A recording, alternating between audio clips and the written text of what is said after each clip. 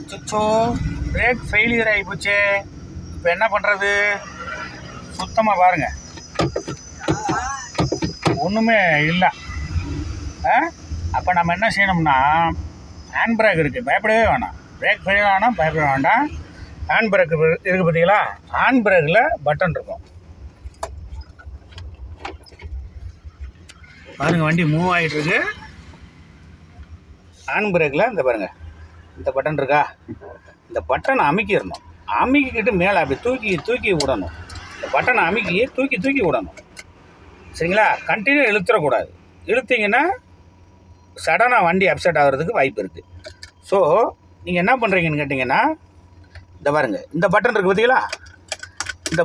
இந்த பட்டனை அமுக்கிக்கிட்டு இப்படி தூக்கி தூக்கி இறக்கணும். தூக்கி தூக்கி இறக்கணும். பட்டனை எடுக்காமல் எடுத்தீங்கன்னு வைங்க, சுத்தமாக லாக் ஆகிரும். ஸோ இந்த பட்டனை, பிரேக் ஃபெயிலியர் ஆகிட்டா இந்த பட்டனை இப்படி அமுக்கிட்டு என்ன பண்ணணும்? அப்படியே மேலே தூக்கி கீழே இருக்கணும். அப்போ வண்டி நின்றுடும் ஆட்டோமேட்டிக்காக. சரியா?